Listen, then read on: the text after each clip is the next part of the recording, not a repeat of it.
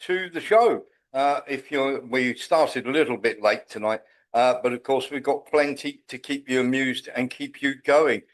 Nice to have you with us. We're going to start the show. Paul Brooker should be with us in a little while, but he may be a little bit delayed here.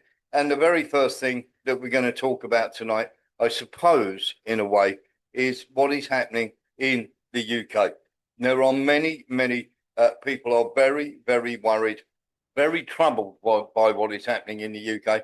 And I have to say that I'm one of them. And at the moment, I'm not currently domiciled in the UK, but that doesn't mean that I don't care what happens. And I think it's the same with anybody who actually lives anywhere near the UK or is, shall we say, getting concerned about what is coming and what has already happened. So let's get into this then. So we have, without a doubt, as far as we're concerned, a vested interest in finding out what is going on, because literally Britain is becoming lawless, the lawless island of the deep state, as we are calling it tonight. There are many problems that we have, and there are many issues that we have, and we need to talk about them quite a bit and quite heavily, because this is only going to get worse. And we believe that this is all by design. And I think many other people do as well. The actual care about Britain and people who are British is absolutely not there. It never has been. And of course, it's only going to get worse. Let's have a little look. When this starts happening on a council estate, then we've got a real problem. You don't dare! Yes, you have a knife. You don't! Hey, I'm fucking profit! You're fucking bad and Why are you fucking with us? These are fucking kid bashers! Show the knife. Show the knife. Get Show the the knife. fuck away from us! Show the knife. Show the Don't knife. touch it! That's Touch it, me. that's Do it. whatever you Show want the to knife. do. Don't touch my love sister! Show the knife. That's it. Don't fucking touch my little sister! She ain't fucking 12! Wait until I fucking catch you, mate. She's fucking 12 and you just battered me, mate! Wait until I fucking catch you, mate! Yeah, show the knife. Maracha. Don't touch her doing to me! Don't touch her! There we are. Now, obviously, this foul language is on a UK council estate and everything else along those lines. But we have to say that when that sort of stuff starts happening, when people are carrying weapons or girls are carrying them weapons because they're that worried about what's going to happen, or they've been so frightened into the fear that they've started carrying them, then there's something is wrong and something needs to be done. This is without doubt Starmer and Blair's fault. Mark Breckle. Well, the worrying thing I've just noticed as I'm going down the prom at Blackpool, they've got ram barriers and bollards and metal detectors ready for, we turn the lights on every single year. And I've never known this before. And a lot of people are worried why they got these massive ram barriers up right outside Blackpool Tower. It does seem a very strange thing, doesn't it, when you have that sort of thing happening? And of course, everybody sort of looks at it and goes, what is going on here? Well, it's getting far worse. It's not going to stop. We're going to keep getting people getting upset, getting frightened and everything else. Well, why are they frightened? Because they feel that they've been completely and utterly let down, should we say, by the people in government. The national inquiry they were meant to have, that's completely gone through the floor as well. That's simply not happened. And of course, more and more people, as I say, are getting upset, getting worried, and of course, are frightened of what's going to happen to their children. Let's have a little look at this report from Sky. A snapshot of Britain in the 80s. Beachgoers in the seaside town of Bournemouth, a place which has always been a magnet for holidaymakers and seasonal workers. Fast forward to the final days of this summer and the change is undeniable. In the Bournemouth area between the 2011 and 2021 censuses, the non-British born population went up by 47% and immigration everywhere has risen significantly since then. On the seafront, we find immigration is something white British people want to talk about, but not openly and not on camera. The whole atmosphere of the place has changed, and it's strange to hear foreign languages spoken so frequently in our country. Does that make you feel uncomfortable? It does. Is it the number of migrants that's coming? What is it? Reportedly so, and visually that seems to be the case. I mean, we see what we see. What do you see? I don't see many, I suppose, white British people around. Why does that trouble you? Sorry, I can't answer that question. The woman we're talking to asks for a minute to gather her thoughts. It's a question at the heart of Britain's tortured relationship with migration, and for some can be uncomfortable to consider. It's like a sensitive, emotional... I remember how it was. I remember the community. I'm worrying that our society as Brits is being undermined by the people who are coming in. For decades, Britain has wrestled with the thorny issue of migration. Who should be allowed into the country and from where? Migration to the UK has changed since Brexit, but not in the way people who voted to leave Europe might have expected. 9 years ago, I visited Bournemouth to talk to people about migration ahead of the referendum. We've come back to the Cumberland Hotel. The EU flag no longer flies. It's a hotel where a decade ago the majority of the workforce were non-British EU citizens, many from Eastern Europe. Sean Nell is the general manager and has worked at the hotel since before Brexit. Good morning. A lot of our workforce were EU nationals, and obviously Brexit, a lot of them have left. They've found other work other than hospitality. A lot of our workforce we're seeing now that we can recruit from is probably South Asia. The staff gathered together for their own breakfast after the morning service tells the story of where most of the new recruits now are coming from. 28-year-old Shardul Thomas is from Delhi and works part-time at the Cumberland behind the bar. He did a master's in sports management and, like many others, came to the UK on a student visa. He says post-Brexit trade agreements with India opened up new opportunities for South Asians. After Brexit, the Europeans were less, so we were able to get good jobs.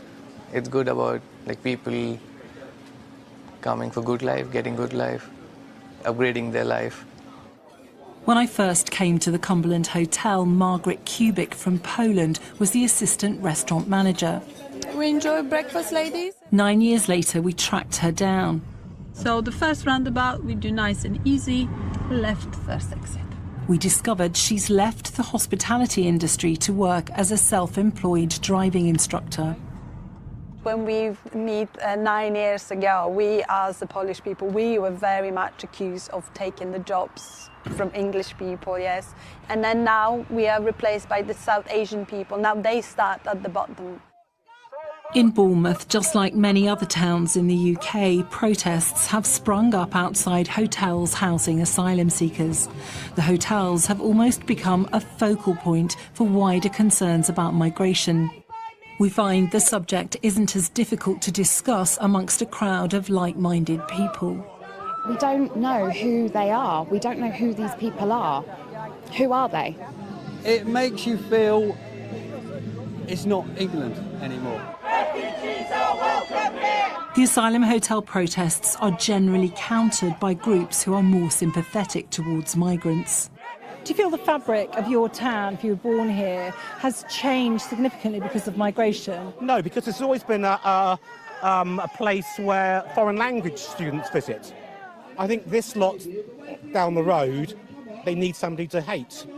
Now it's the Muslims, now it's the refugees. 10 years ago it was the Poles, the Eastern Europeans. With more councils vowing to launch legal challenges over the government's use of asylum hotels, the immigration protest movement shows no sign of abating. And Bournemouth, like so many other places, continues to wrestle with its identity. Lisa Holland, Sky News, Bournemouth. So there we are. That was Sky News coming out, of course, with their particular brand of nonsense. and this is what we need to discuss. Straight away, we've got them saying, first of all, they don't want to say on camera, are they ashamed? That's pretty much the inference there. And then, of course, turning around and saying that this was an integration, which it's not. It is an invasion. Many people see it as an utter invasion of literally everything that they don't want to happen in the country. What they didn't do was show any lawlessness whatsoever, and of course chose Bournemouth on a day when the beaches weren't completely and utterly packed. So you can see from there, and also the inference was very much when they spoke to somebody doing a holiday job, if we don't have holiday people, if we don't have immigrants, then we won't be able to function as a country, because various places like coffee shops and everything else will cease to work. I'm sorry, when did coffee shops cease to work in the 50s? When did things not get done when we didn't have mass immigration and mass illegal immigration? Now, people are rightly worried.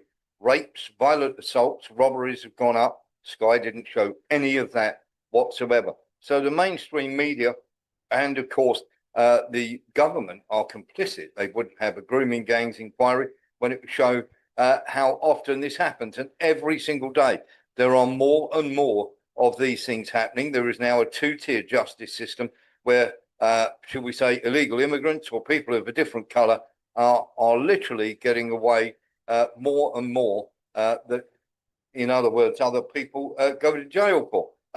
Whether you can argue about the nonsense or whatever, did Ricky Jones and Lucy Connolly both say something that was wrong or out of order? Yes, they did.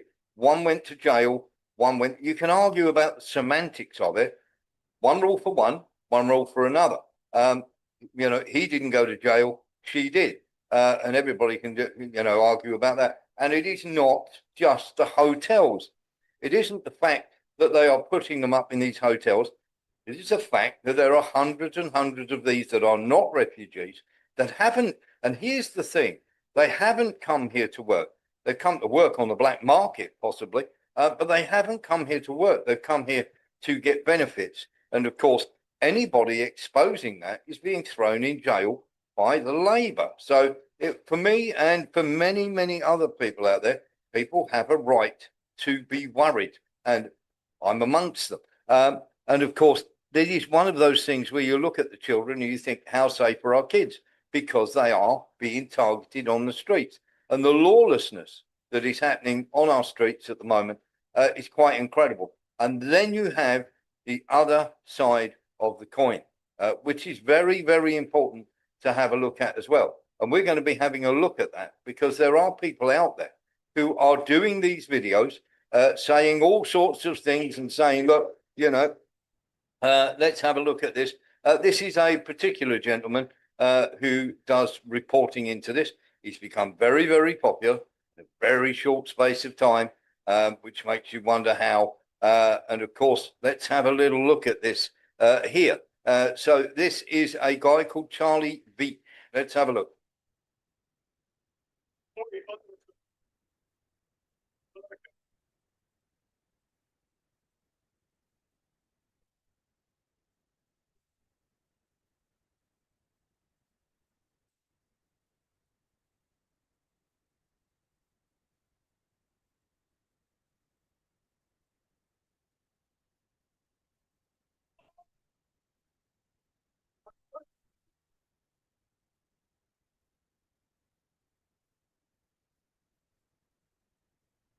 No sound, Warren. Just to let you know.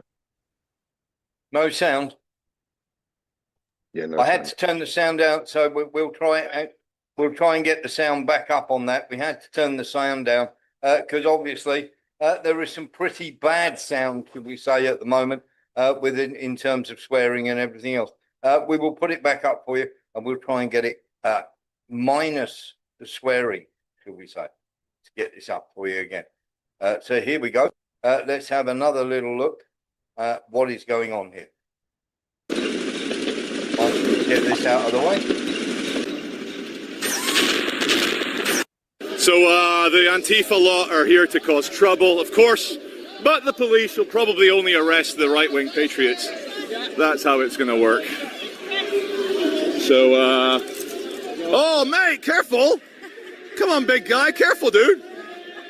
Careful, dude. You're going to roll down the hill if you're not careful. I'm only joking, only joking. Oh, I knew the guy that looked like he'd come off a 1970s movie set would have a lady next to him saying, resist fascism. Of course he would. Look at that. A bit of So that's just a taster, of course. Now, there are two problems here. First of all, you've got a bunch of people turning up who are not really, shall we say, helping the cause. This guy, and there are many like him, I suspect, that receive money from, shall we say, NGOs or funding from places, shall we say, that don't like Muslims very much whatsoever. Now, it is one of them. I did search to see if he'd ever come out and actually said anything against Israel. Couldn't find it. Now, there are many of these that are out there pretending to be on Britain's side and not liking the migration.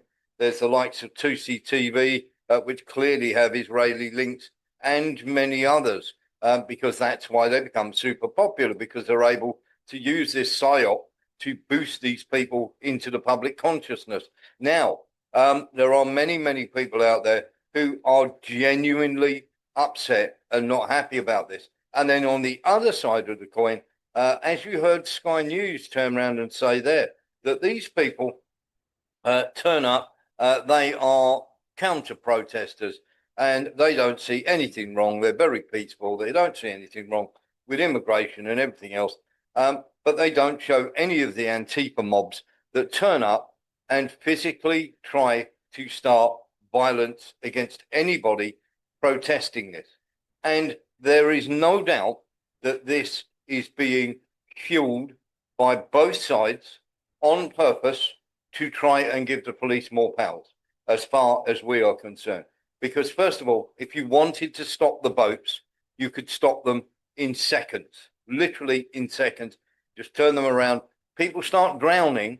No, that sounds horrible, but suddenly those boats won't keep coming across. Nobody's going to pay for money to go on a trip to end their life. It's as simple as that. And secondly, here's the other thing that is really, really important to remember. We're happy to literally house these people, put them up, and the police, as Mohammed is saying in the chat there, the police should not allow counter-protesters, but either on the left or the right. They shouldn't allow counter-protests on the same day. Have it on a different day. Anybody turning up to attack either group or to counter-protest either group is summary to arrest. Okay. If the idiots turn up and start booting the hell out of the lefties or taunting the lefties, then of course arrest them. And if these lefties and the Antifa mob show up to a normal average protest that these people want to make, then once again they should be banned, and if they turn up, they should be arrested. And you just don't see enough of that going on. So the police are happy for it to happen. The government are happy for it to happen. You need to ask why that is. Why is that? Why is that our government in the UK, in the British Isles, are happy for that situation to exist, for people to clash, for there to be lawlessness on the streets, for there to be violence on the streets? If you turn around and say that is okay because they have freedom of speech, you don't have freedom of speech. You never have had freedom of speech. You haven't had freedom of speech for a long, long while. And of course, they're just lining you up for all sorts of powers that they can then pass on to the police. Just have a little look at some of the stuff that actually goes on out there when it comes to that. So Britain is in real trouble without any doubt whatsoever. Let's have a little look at this while we're at it. Britain no longer a rich country, after living standards plunge. Parts of the UK are now worse off than the poorest regions of Slovenia and Lithuania. I wonder why that is. When you look at the bills that we are paying out, never mind giving money to Ukraine for wars, look at the money that we are paying out every year to house legal and illegal asylum seekers.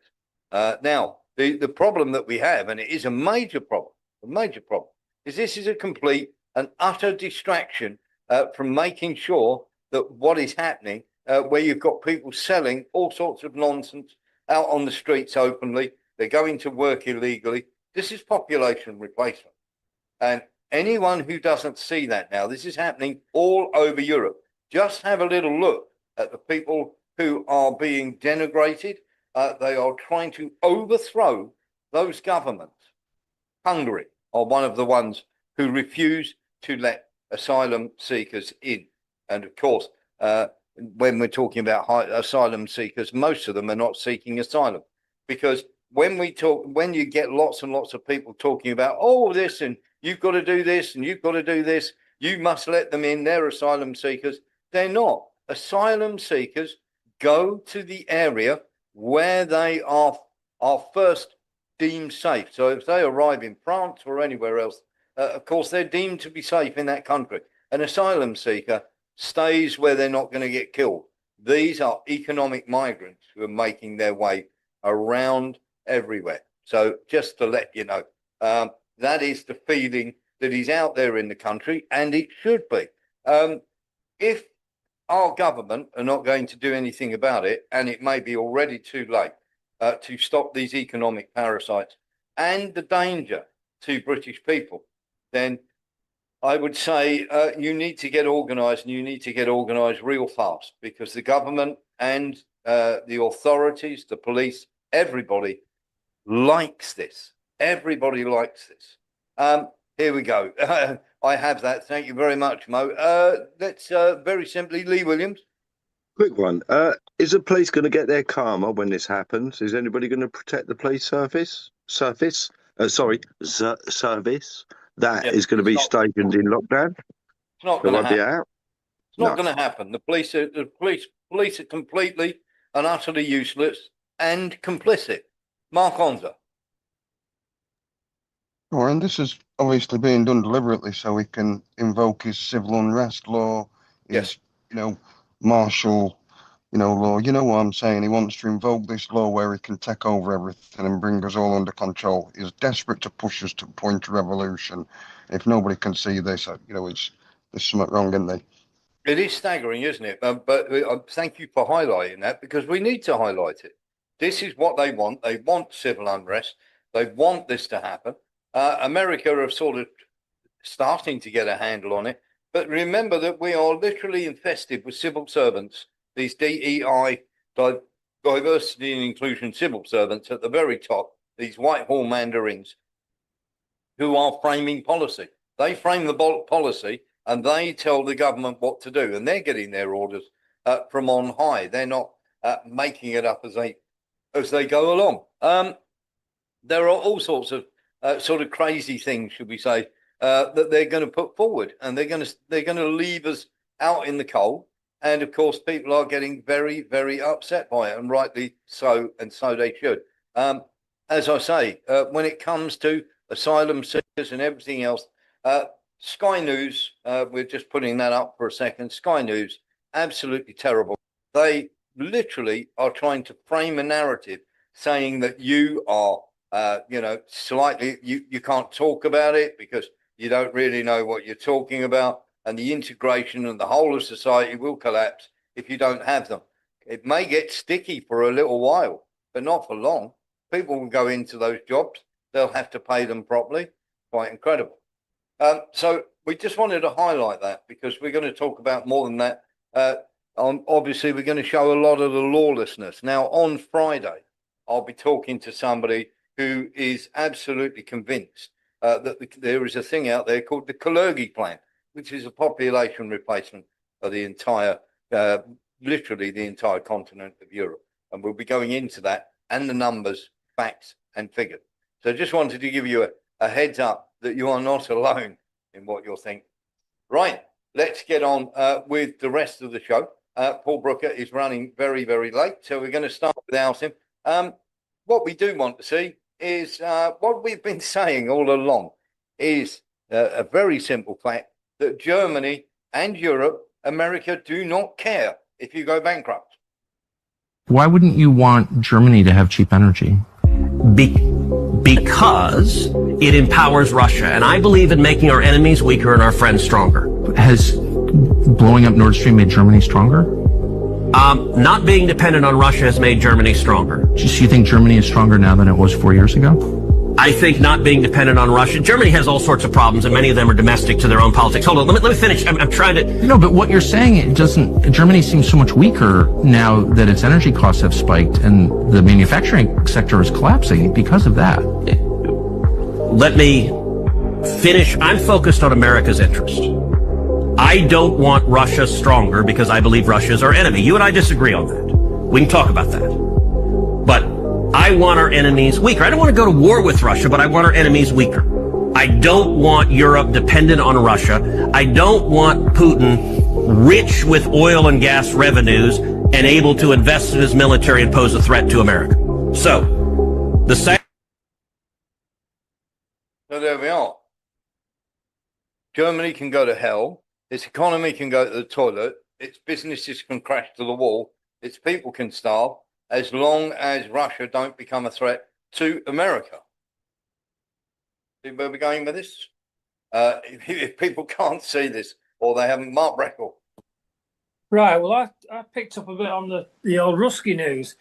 Azerbaijan, Armenia and Georgia, there's been a lot of wagons all been stopped at the border full of fruit. And I'm sure that Russia stopped all these wagons because the West is interfering with it, with these countries, and I think that's mainly the thing. And it's saying, well, you're interfering with Russia. I'll stop your exports. I've just been looking for it now, Warren. I did have it, and I did send it to you. But I'm not going to route through, but I will look a bit more. But I'm sure that Putin's sussed out that the West is part of all this: Georgia, Armenia, and Azerbaijan. It is quite incredible, isn't it? There's about 1,000 wagons up to the Azerbaijan border, and he's refusing to let these wagons in with fruit. So there's something big happening. He's been upset anyway. And of course, all the countries. There was earlier on today a fire at one of the German ports. Not long after they turned around and issued munition sanctions against Israel. There do seem to be an awful lot of fires break out whenever anybody's trying to stop Israel having all sorts of weapons. Seems strange. Maybe it's just one of those things. Who knows? Let's get into some bits and pieces here then, because there is, of course, some absolute nonsense that is out there regarding what you were saying there. But one of the first things I want to have a look at is this. And of course, we were talking about this. Listen to this nonsense. It is, I will literally disseminate it for you. Ми досягли разом з усіма нашими партнерами важливого взаєморозуміння зі Сполученими Штатами Америки. Сполучені Штати готові бути частиною гарантій безпеки для України. Це вперше. So that is literally turning around and saying we reject every single plan put forward by the Russians. Every single proposal put forward by the Russians is now ended. And of course, he's got Mark Rutte sitting right next to him. And of course, we now have this as well or we had this from Lavrov the other day.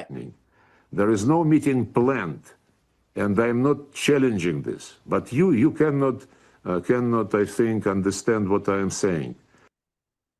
Now, very simple. Mark Rutte and Zelensky were up there saying that Putin is absolutely sabotaging any meetings between the two countries. They've sabotaged, they're doing their very best not to take part in this meeting that's planned. Well, the Russians have not agreed to any meetings whatsoever. None. Mark Reckle. Well, again, they blew up a gas terminal at St. Petersburg. They did. And and that was meant to be the Ukraine's flag flying day. But they'd already been training the boats, and they hit Crimea a couple of days ago as well. So, but the thing is, though, they're not sure where these drones come from. Were they actually right up to St. Petersburg, or is it one of these Baltic countries have let them fly from? This is what they're trying to find out at the moment. There's a little bit of, but you can't trust the Ukrainians. They do these stupid things, and they say they want peace. That's nonsense, isn't it? Well, it's quite obvious that they don't want peace. That's a major problem with them, I'm afraid. We've got other people wanting to speak. Mark Onzer and then Lee Williams. Mark? Yeah, just a quick one for anyone who's a fan of Sergei. I am. I put a link on for his jumper. If anybody wants to buy a USSR jumper, there's a link on it from Sol Svet. It's about 10,000 rubles, I think it is. It comes up about 100 quid. Okay. You have to pre-order Not it. a problem. Thank you very much. Let's have a little look at this now, because this, of course, is part and parcel. As we've seen, Lee Williams, very quickly. Yeah, quickly. Was that actually in Kiev where they was actually doing that, or anywhere else? No, Zelensky doesn't spend any time in Kiev anymore. Thank you. But there are various dignitaries visiting there today. Let's have a look at this. Why do you think President Putin is so reluctant to meet with President Zelensky? Because he doesn't like him. He doesn't like him. Why are they so reluctant? Well, he doesn't like him. That much is obvious, and we've been saying this time and time again. Trump knows there's no deal to be had. And of course, this is something now where America have to walk away. If you think that's the case, if you still think there is a peace deal on the table, have a look at this. You rolled out boots on the ground in Ukraine, but how would air support as part of a security guarantee be any different? Those U.S. Well, you airmen... really went from one question to the next. You go from one. I expected him at least challenge you. Now we're talking about boots on the ground. But U.S. air assets over the skies of Ukraine as part of a security guarantee, wouldn't those U.S. airmen also be Well, in you danger? don't know what security guarantee is because we haven't even discussed the specifics of it. And we'll see. Number one, Europe is going to give them significant security guarantees, and they should because they're right there. But we'll be involved from the standpoint of backup. We're going to help them. And I think if we get a deal, and I think we will, but if we get a deal, they're not going to, I don't believe you're going to have much of a problem. But we'll back it up because I want to stop seeing people being killed. You know. So there we are. If that is indeed the case, and Trump is saying that now, there is no way that Russia will agree to any peace deal because they know if NATO are going to be doing that and America are going to be doing that, then there's not going to be a peace deal in the first place. Remember, that is contingent on there being a peace deal. There will be no peace deal. We've said this over and over and over and over again, and we just can't get it through people's heads that this is not happening. Mark Reckle. Well, again, they're taking Kupiansk, and that's only an hour and 40 minutes from Kharkov. And I said to you, when they say Te Yablu, Gorad, Kharkiv, then suddenly on the Russian text, they said they're only 2 kilometres away. And I thought, that's not right. Then I realised they're advertising it as Ukrainian, but they know the Russians are getting closer and closer. I didn't twig it until I looked at it. They're definitely close. As we've always said, Mark, on this show, we have always said that they will take the 9 oblasts. I still believe that to be the case. That includes Odessa, and they are going to take the top first, if you remember. And then I said they would drop down. Now they'll take areas in and around, but that top part, and then they'll drop down. And anybody left in Kherson or anywhere else is in all sorts of trouble. And of course, they'll just be wiped out. And of course, that is when it collapses. And as we said the other day, we've talked so often about the amount of men that they've already lost. They cannot fight beyond next August. And I know it's going to collapse before then. but that is the time. That is if the dying is still going on at the levels that it is at the moment, Ukraine will find itself completely impossible unless it mobilizes children to stop that from happening. That collapse, they will not be able to help themselves. Now, they did come out out of the Ukrainian embassy, British embassy in Ukraine, on Independence Day to sing "You'll Never Walk Alone." We've adapted that propaganda a little bit for you. Let's have a look at this.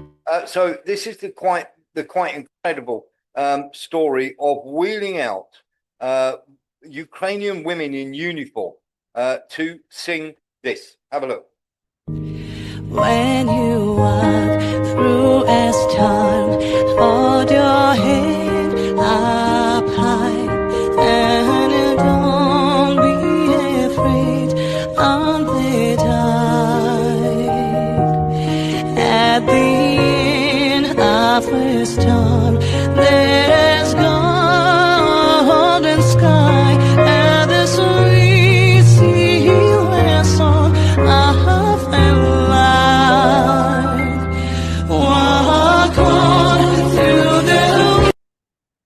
bless them. Yeah, everybody, I think they must think it's Anfield and that people actually give us that. We decided to do our own version, which has got a dose of reality thrown in. When you walk through as time, hold your head up high, and don't be afraid on the tide. At the end of a storm, there is golden sky, and the sweet sea where song of life. Walk on through the wind, walk on through the rain, in the dreams of Jesus and alone. Walk on with hope in your heart, and you'll never walk alone. You'll never walk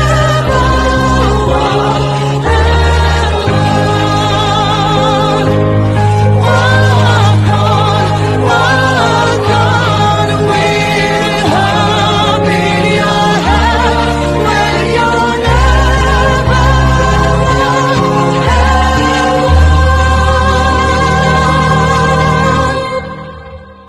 You never walk alone. Walk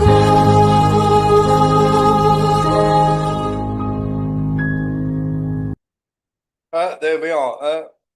All depends which version you decide is better. And of course, we tried there to give that a dose of reality and a dose of common sense. Hopefully, our one will beat them. I think they want it to become top of the pops. We think our one possibly should be at the top of the pops rather than theirs. But there we go. Let's have a little look. Russians target civilians. Do they really? Have a look at this.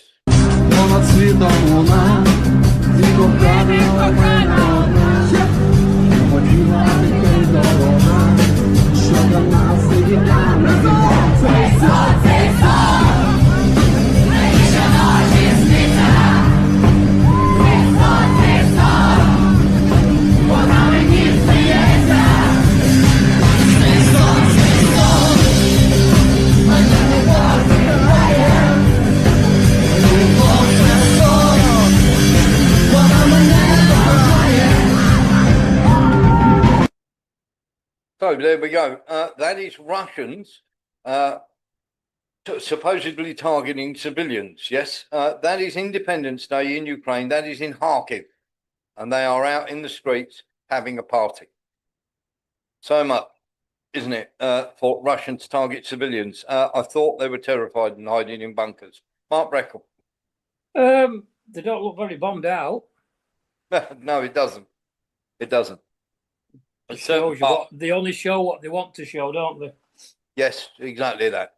So it tells you everything you need to know, doesn't it? Let's have a little look at this.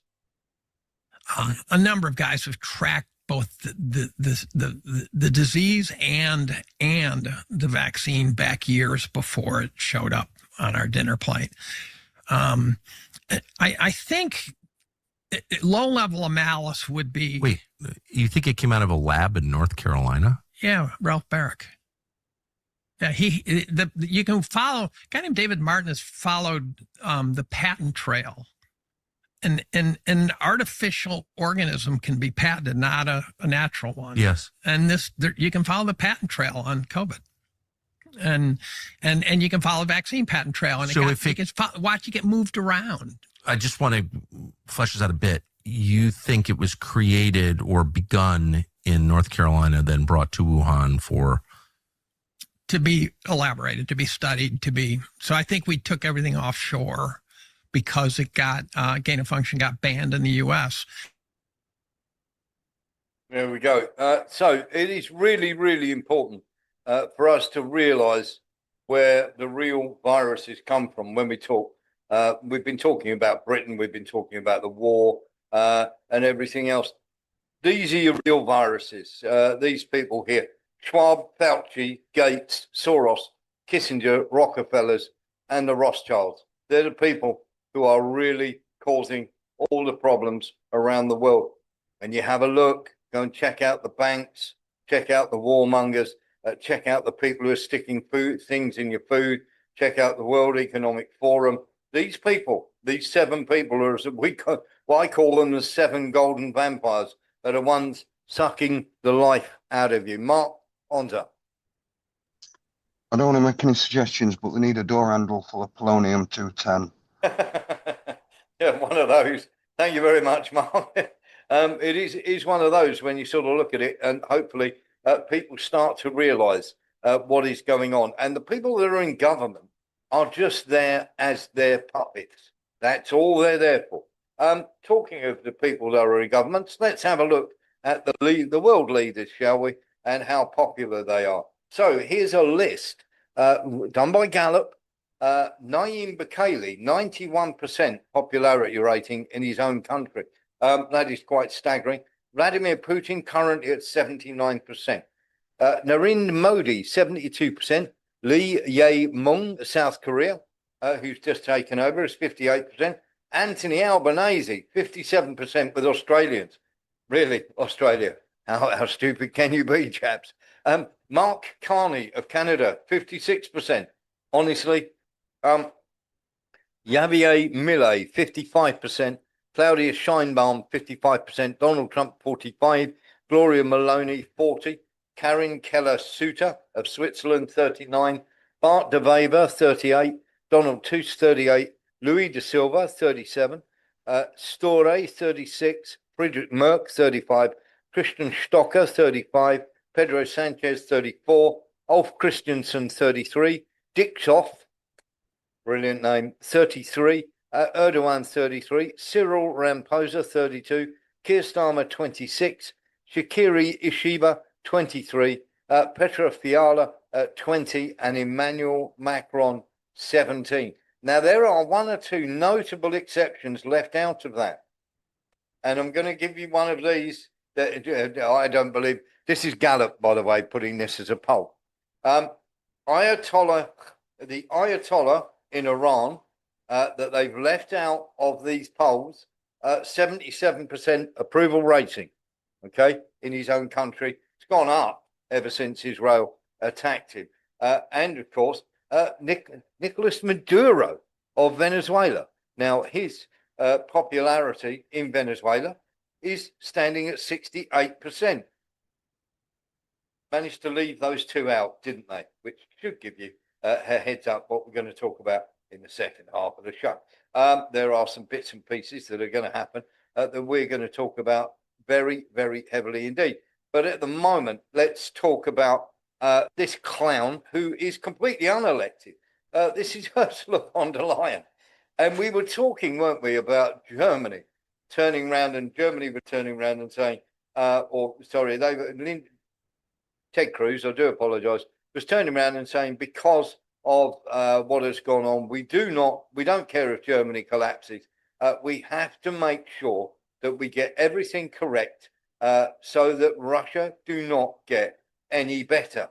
And of course, this is something that has now been echoed when we made this disastrous deal, or rather the EU, through her, made this disastrous deal. And of course, everybody's turning around and going, well, how bad was it? Well, European Commission President Ursula von der Leyen said that the European Union, get this, signed a trade agreement with the United States that was disadvantageous to it, since a refusal to do so would be a celebration for Moscow and Beijing. So the only reason she signed a disadvantageous deal, tell me there wasn't something else there. She signed the deal, even though they knew it to be a terrible deal, because of refusal to do so would be a celebration for Moscow and Beijing. Under the terms of the deal, Trump agreed to impose a 15% tariff on EU goods instead of the 30 you previously threatened. In exchange for this concession, EU countries are obliged to open their markets to American goods at a zero rate, purchase $750 billion in energy from the United States by 2028, and another $600 billion going forward, and another $40 billion in chips for their computing centers, and as I say, another $600 billion for arms sales, which will bring it to around, should we say, 1.4 trillion that they'll be spending in America. This woman signed a deal because she didn't want the Russians and the Chinese to laugh at her. Dear God help us. It is one of those where you look at that and you just think, this person, and this is the person, would you believe, that Friedrich Merz is putting forward for 2028 as the next Prime Minister of Germany, as if Germany were not in enough trouble already. We have utter clowns running whole of our countries into the ground. That's not just on those policies as well. Of course, we are paying through EU funding and other help over 300 million given to English councils to help house Ukrainian refugees, and that's not been spent. Some of it's been spent on housing. The rest of the money has gone towards, would you believe, councillors' pensions. Nilus. Yeah, I heard that when Ursula was defense minister of Germany, there weren't any rifles to train the recruits with.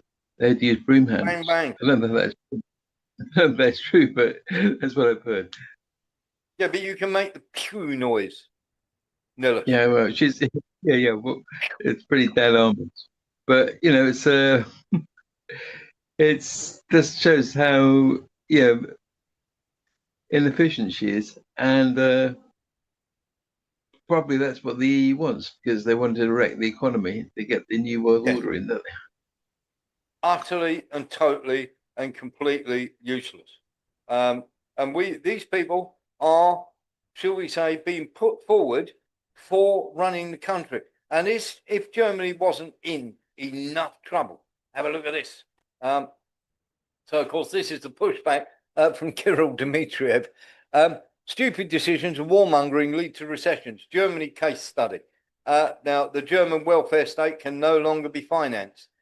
You bent over backwards for the war hawks in Washington, let them blow your cheap Russian gas, Nord Stream, gutted your own energy security by shutting down your nuclear plants, Annalena Baerbock, and then you drowned your country with 1.5 million so-called refugees while chanting the fairy Snow White story. Merz says that the welfare state can no longer run itself. So Germany is collapsing just absolutely everywhere. It's leaking from every pore, and everybody will turn around and go, they probably brought it on themselves. And of course, Merz is saying, as he's saying, the welfare state cannot sustain itself. Well, let's get into something here, shall we? Because this is, when I'm having told you everything that is happening here, of course, and let's turn around and say, okay, so this is happening. How do we recover? How do we make sure that everything is okay? Well, we do that by giving Germany and promising Ukraine 9 billion over the next 2 years. That's right.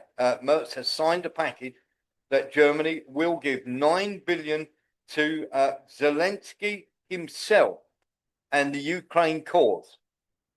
Let's make the check out the cash, would it? So it just goes to show that we are run by absolute and complete and utter lunatics. Also, when we're talking about the EU, and we were talking about the safety, weren't we, and the lawlessness of Britain and the safety of children around, and of course everybody, we can see literally, the burning in the streets, the violence that's going on, the robberies, the phones going missing. I mean, we've shown it time after time, people running around with machetes and everything else. The dead children, this is something that nobody ever talks about. European Lives Matter. These are children that have been literally attacked and let's put it this way, taken advantage of and in the most appalling way of attacks. And they've literally, every single one of these children have been killed by an illegal immigrant coming into those various countries. And of course, nobody wants to talk about that. But they're the tip of the iceberg. I'm going to tell you now that there are 82 such children so far across Europe in the last 2 years that have died in that manner. Fairly awful. Die Welt, the German magazine, are talking Chinese FM denies reports of China expressing willingness to join possible international peacekeeping force in Ukraine. That is absolute nonsense. China have 82, that's correct, Steve. 82 have died in the past 2 years. The Chinese have turned around and said, that is it. The absolute nonsense. Of course, Die Welt and everybody else have been coming out and saying, look, we've got a major problem here.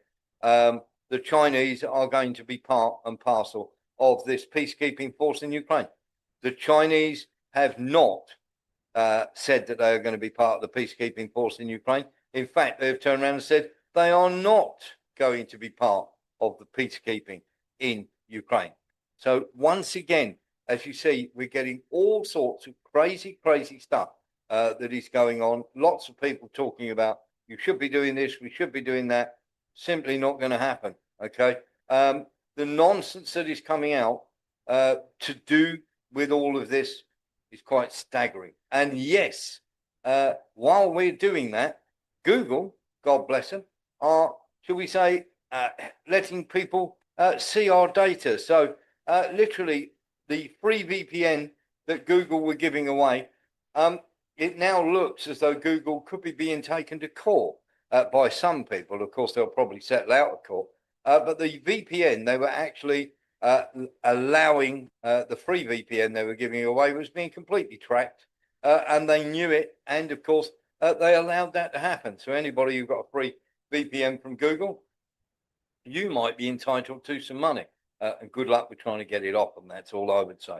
We're going to have a little talk about what happened on Independence Day as well.